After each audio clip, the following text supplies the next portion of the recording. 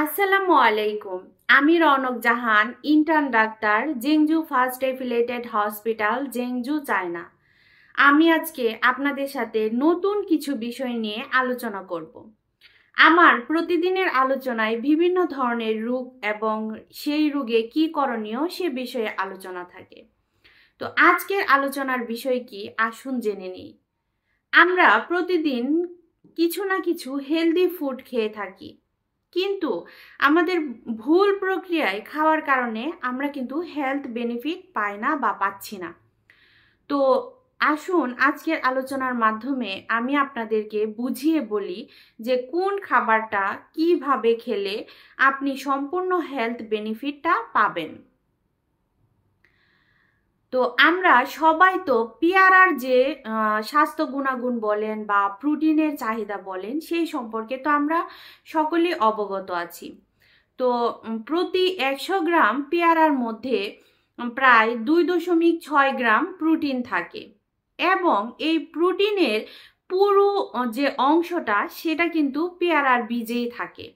তো আমরা কি করছি, যখন পেয়ারা খাচ্ছি অনেকেই পেয়ারার বীজের অংশটুকু ফেলে দিয়ে শুধু যে বীজ ছাড়া যে অংশটুকু সেই অংশটুকু আমরা খাচ্ছি, যার ফলে আমাদের যে প্রোটিনের চাহিদা সেটা কিন্তু পূরণ হচ্ছে না। তো আমরা মনে করছি যে আমরা তো পেয়ারা ঠিকই খাচ্ছি, তাহলে আমাদের যে প্রোটিনের চাহিদা সেটাও তো পূরণ হওয়ার কথা, কিন্তু কেন পূরণ হচ্ছে না বা আমি কেন বেনিফিট পাচ্ছি না? কারণ এই যে আপনি খাবার মধ্যে যে ভুলটা করছেন সেই ভুলটা করার কারণে কিন্তু আপনার প্রোটিনের যে চাহিদা সেটা পূরণ হচ্ছে না। আবার এখন শীতকাল চলছে, তো শীতকাল কমলার মৌসুম, আমরা অনেকেই বাজার থেকে কমলা কিনে নিয়ে যাই খাবার জন্য, কিন্তু কমলা আমরা অনেকেই জানি বা অনেকেই জানি না কমলার মধ্যে কিন্তু অ্যান্টিঅক্সিডেন্ট রয়েছে এবং এই অ্যান্টিঅক্সিডেন্ট আমাদের রোগ প্রতিরোধ ক্ষমতা বৃদ্ধিতে দারুণ চমৎকারভাবে কাজ করে। কিন্তু আমরা কি সেই অ্যান্টিঅক্সিডেন্টটা ঠিক মতো পাচ্ছি? বা যেভাবে আমরা যে প্রক্রিয়ায় কমলা খাওয়ার কথা সেই প্রক্রিয়ায় কমলা খেয়ে আমাদের যে হেলথ বেনিফিট সেটা কি পাচ্ছি?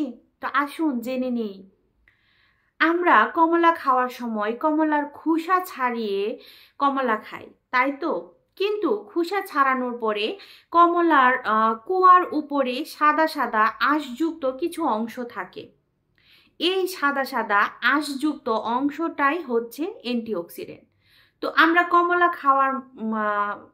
কমলা খাওয়ার সময় যে ভুলটা করছি সেটা হচ্ছে এই অ্যান্টিঅক্সিডেন্টটাকে আমরা তুলে ফেলে দিচ্ছি, তারপরে আমরা কমলাটা খাচ্ছি। এর ফলে কি হচ্ছে, আমাদের শরীর কোনো অ্যান্টিঅক্সিডেন্টই পাচ্ছে না এবং যে কমলা খাওয়ার ফলে যে রোগ প্রতিরোধ ক্ষমতা বৃদ্ধি পাওয়ার কথা সেই রোগ প্রতিরোধ ক্ষমতা বৃদ্ধি পাচ্ছে না। আবার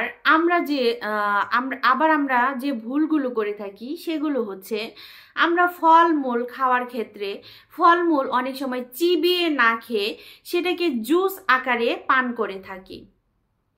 তো জুস করার প্রক্রিয়াতে আমরা গুরুত্বপূর্ণ ফাইবার এবং অ্যান্টিঅক্সিডেন্টটাকেই আলাদা করে ফেলে দিই, যার ফলে আমরা হেলদি ফুড তো খাচ্ছি বা হেলদি ড্রিঙ্কস বলেন সেটা পান করছি, কিন্তু আমাদের যে হেলথ বেনিফিটস যেটা সেটা কিন্তু পূরণ হচ্ছে না। তো আশা করি আজকের আলোচনার মাধ্যমে আপনারা বুঝতে পেরেছেন আমরা কোন জায়গায় ভুলগুলো করছি, যার কারণে আমাদের শরীর ঠিকঠাক মতো প্রোটিন বলেন, অ্যান্টিঅক্সিডেন্ট বলেন বা রোগ প্রতিরোধ ক্ষমতা বৃদ্ধি বলেন, ভিটামিন সি যে চাহিদা বলেন, তা কোনো কিছুই কিন্তু আমাদের পূরণ হচ্ছে না।